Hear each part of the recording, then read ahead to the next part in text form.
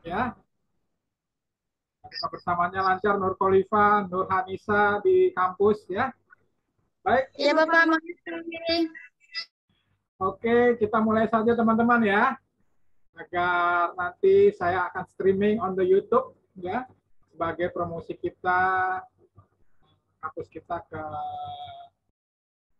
seluruh Indonesia ya. Agar kita menunjukkan bahwa kampus kita eksis ya.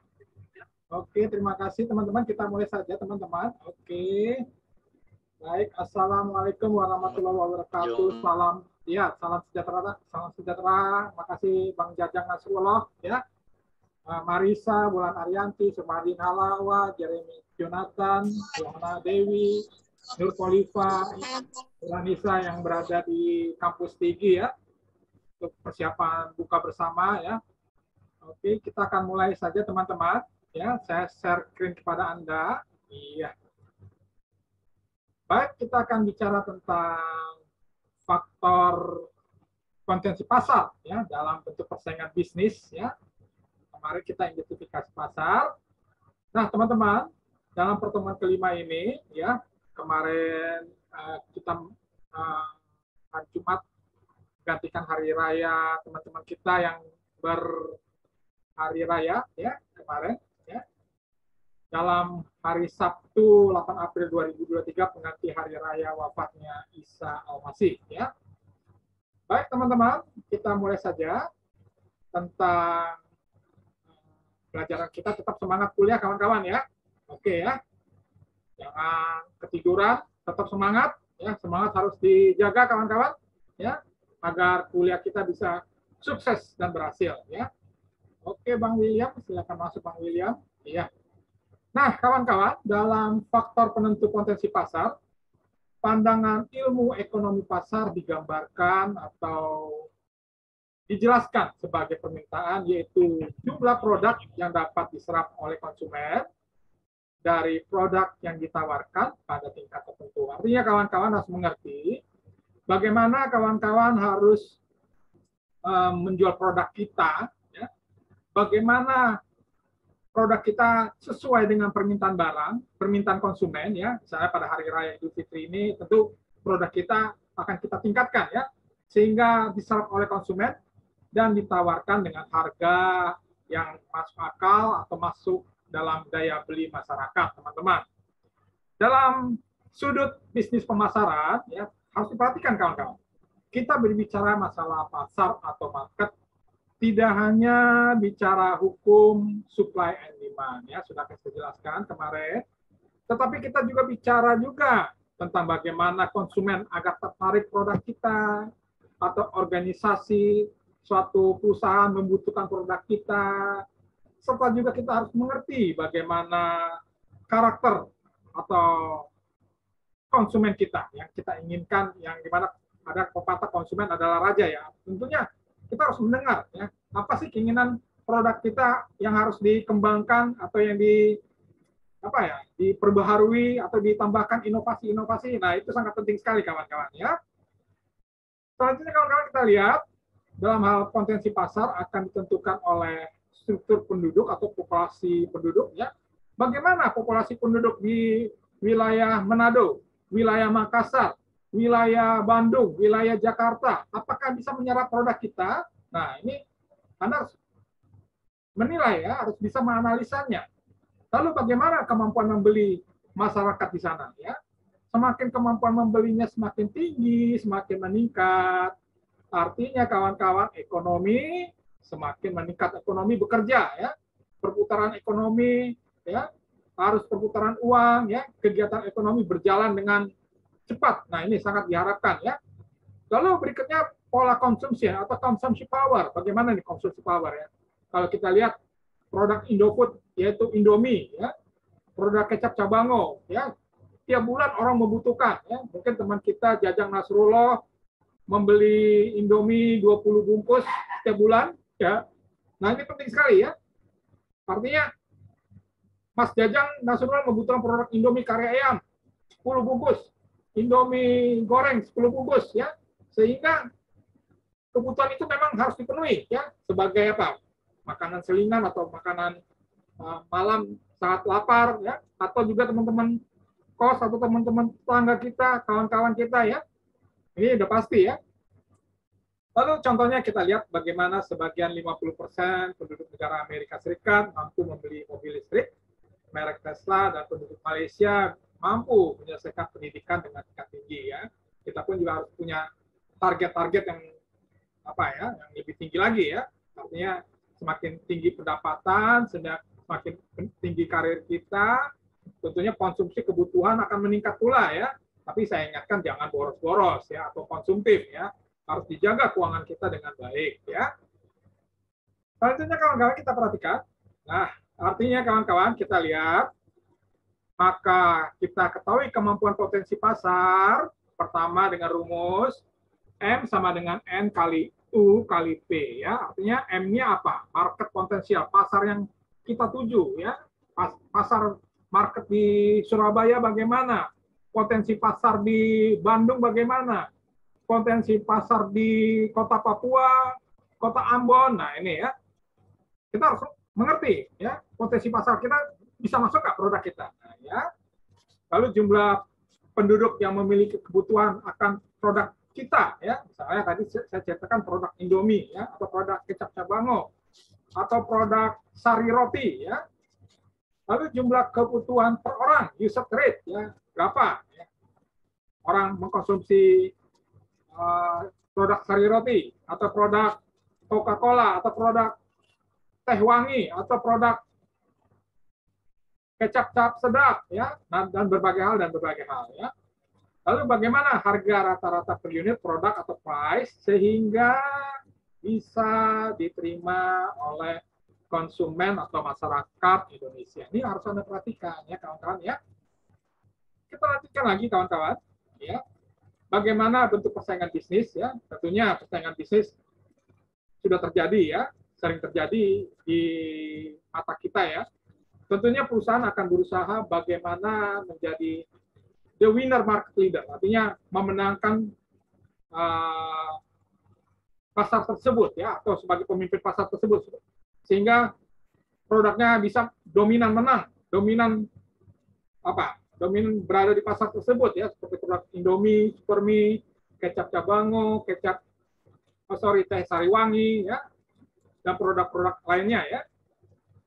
Kita lihat persaingan semen 3 roda, ada semen Gresik, semen Padang, dan lain-lain, ya, bersaing dalam industri semen, ya. Lalu dalam dunia industri kendaraan, ada Toyota, Daihatsu, Suzuki, ya, juga melakukan persaingan yang sama. Lalu berikutnya televisi Metro TV, Kompas TV, dan TV One, ya, ada persaingannya juga dalam merebut konsumen atau pemirsa yang membutuhkan berita-berita, ya, news, ya. Kita lanjutkan lagi, kawan-kawan. Nah, ini contoh, ya, saya persaingan industri televisi berita. Bisa kita lihat persaingannya sangat ketat antara Metro TV, Kompas TV, dan TV One, ya. Tentu mereka menyajikan hal-hal berita yang up to date, berita-berita hal yang berkualitas, sehingga konsumen atau pemirsa selalu setia dengan siaran televisi, ya. Sehingga kalau TV itu unggul, siaran TV tersebut unggul, maka media iklan juga akan mengiklankan produknya ke siaran televisi tersebut, ya. Oke, ya. Kawan-kawan, kita lanjutkan lagi. Ada juga persaingan sepeda motor skutik Honda, Yamaha, Suzuki, ya. Bisa kita perhatikan, kawan-kawan, ya. Persaingan juga semakin ketat, ya. Nah, itu kita lihat gambarnya, gambar anak-anak muda sekarang, ya. Selanjutnya kita lihat the next-nya. Iya, oke. Ya, ada persaingan bisnis, adalah persaingan sempurna atau perfect competition atau persaingan murni, ya. Ada juga persaingan monopolistik atau monopolistic competition. Lalu ada juga persaingan oligopoli atau oligopolistic competition. Lalu keempat adalah persaingan monopoli, ya. Oke, kita masukkan teman kita, ya. Oke, Bang Yori Setiawan, selamat bergabung, ya. Stella Natasha, selamat bergabung. Yohana Dewi, ya, tetap semangat, ya, dalam bulan Ramadan ini ya, apalagi saya di kawan-kawan yang ada di kampus ya, yang akan melaksanakan buka bersama, tetap semangat ya, jangan loyo-loyo. Kita bertemu dalam Zoom ini, kita tunjukkan bahwa mahasiswa kita, mahasiswi kita adalah calon-calon manajer-manajer atau calon-calon pemimpin, direktur-direktur masa depan yang tangguh ya, amin ya. Nah, kawan-kawan bisa nanti lihat ya, dibaca lagi, silakan Anda mencari penjelasan mandiri pada mata kuliah ekonomi bisnis yang sudah Anda pelajari, apa persaingan sempurna, monopolistik, competition, persaingan oligopoli, dan persaingan monopoli ya. Baik kawan-kawan, kita lanjutkan lagi gambar bentuk persaingan. Ini adalah persaingan sempurna, artinya banyak outlet-outlet ya, atau toko-toko yang menjual produk yang sama, tentu persaingannya sangat tajam, harganya beda-beda tipis ya. Lalu ada juga persaingan monopolistik, ada 6 perusahaan ya. Oke.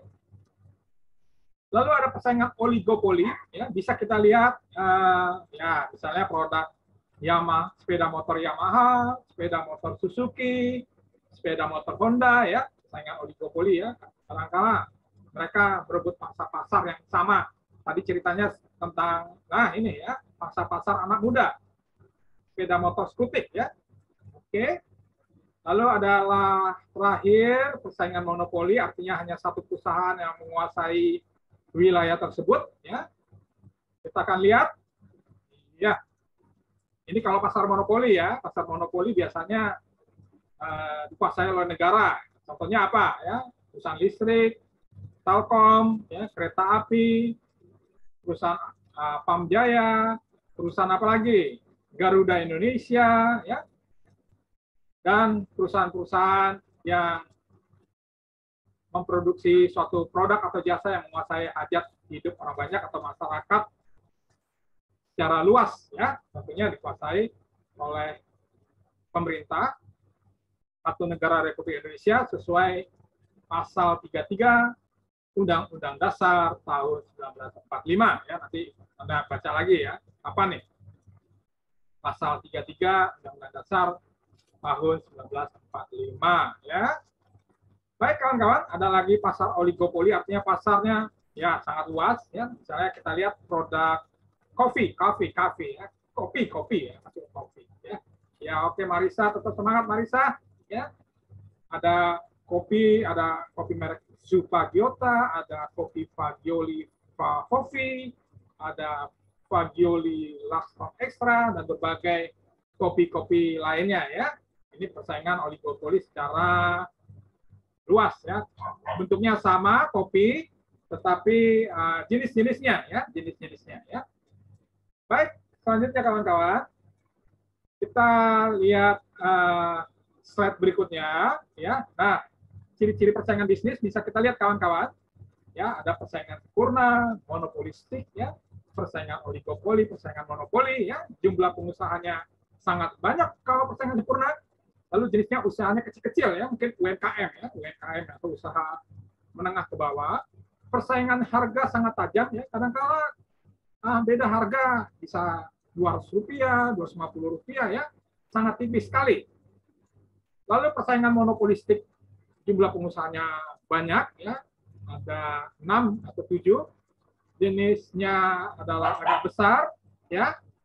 Lalu persaingan harga adalah cukup. Lalu persaingan oligopoli kita lihat sedikit ya. Lalu jenisnya besar. Lalu persaingan harga adalah ringan ya. Lalu monopoli jumlah pengusahanya adalah satu perusahaan ya. Dan jenisnya adalah raksasa ya. Dan persaingan harga tanpa pesaing ya. Tapi kita sudah tahu ya, contohnya tadi ini kawan-kawan ya. Pasar monopoli adalah produk yang dikuasai oleh negara, produk atau jasa yang dikuasai oleh negara karena melayani konsumen atau hajat hidup orang banyak ya. Baik. Selanjutnya kita lihat slide berikutnya, dimensi segmentasi pasar. Segmentasi pasar ada 3 hal ya. Segmentasi pasar ya. ada satu dimensi, artinya pengusaha atau bisnismen menggunakan satu faktor saja sebagai dasar segmentasi atau fokus dalam satu bidang, ya.